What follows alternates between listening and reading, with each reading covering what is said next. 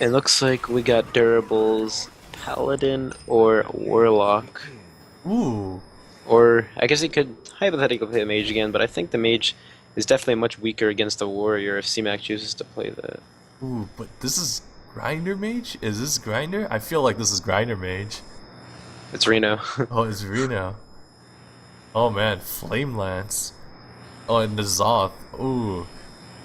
Well, depending on how this actually turns out. Ooh, okay, so this is actually not Control Warrior, so this is Tempo Warrior. Oh, Patron Warrior. That's actually quite interesting. Wow, two players are actually playing really, really interesting types of decks, so that's also interesting at the same time. Let's see if this is if no CMAC doesn't go for the first turn Finley, so he's not trying to push face damage. Mm-hmm. He probably does he know that this is Reno? I don't think he would yet. Oh, Durable not paying C-Max's face just to deny the Battle Rage. Very It's a heads up. very smart play. Yeah, very heads up. Forbidden Flame. Yeah, Forbidden Flame. So also, oh, Defiant Pass again. I guess like there's no really need to, right? So if you're playing like a grinder kind of mage, you can actually last until the late game with this warrior. But fortunately enough, this is not two Resident Sleeper type of decks. So because one of them is mid range, so it's actually quite good. So playing Blood Mage down though, just because even if the War Axe does go into the Blood Mage, so it doesn't really damage the warrior, so it does play around that double Battle Rage that CMAC actually has in his hand right now. So they're probably going to be dead cards if Durable consistently plays around it.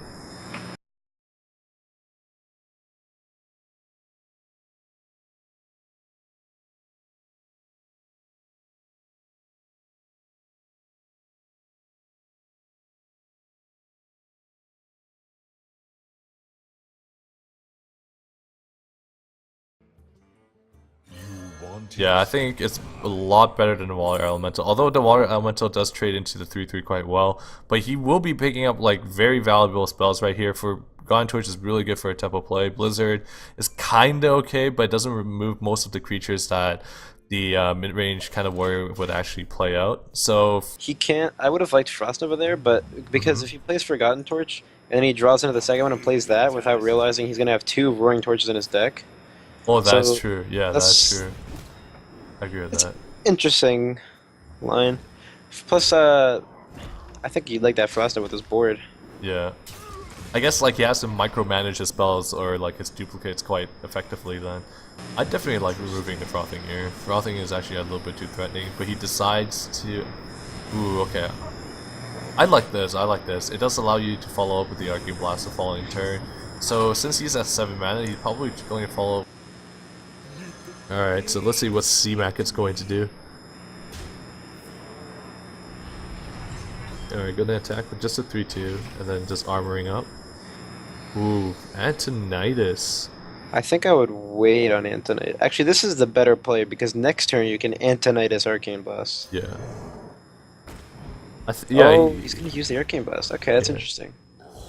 Maybe he just wants his creature to stick on board, just to get a little bit of, yeah, board quite crucial, but he also has a lot of spells to actually return the board as well, like Forgotten Torch and also the Flame Lines as well. I mean, he picks up the Execute. I was just gonna say there's no Execute, but he's gonna pick it up now. Yeah. So I'd like to. I think the Archmage Antonitis is definitely gonna get executed if it comes down. I definitely agree with that. Ooh, Alex Straza. I wouldn't be surprised if he plays Chilma in this deck either. So he does play the Bloodhoof Brave and does decide to ping face. You definitely don't want to ping the Bloodhoof Brave. That's that. To activate it. Yeah, true, true, true. But this is gonna be a nice turn. Oh You got the man. Blood Ticker, you have the Whirlwind, and you have the Battle Rage. Oh man. All in one. That's a lot of draw. Durable he really needs to pick up like a really big AoE, something like a Frost Nova Doomsayer, or even the Flame Strike. I'm pretty sure he runs one copy in this deck, so. A Flame Strike could be very, very nice right now. Yeah. And he gets 5. He gets 5 from Battle Rage. That's insane. And these, Picking up Grom, picking up Corkron. yeah, all and of another these cards are Patriot. actually pretty Wow. disgusting. Ooh, Twilight Drake. That's also a very interesting card to be That- played too. No, it's only 14 damage, I believe. Oh, like he is going to remove the Blood of Brave. I'm going to guarantee it. No, it's lethal on board. Oh, 3, wait. 6, 9, 12, Yeah. 14. 14 plus 5. Yeah, it's not. It's exactly on board, and that's Yeah, gonna be yeah, it. yeah, yeah. That's it. So that's the second game's gonna go to CMAC with his interesting patron variation of the Control Warrior, Mm-hmm. Yeah. and I definitely like that Warrior deck.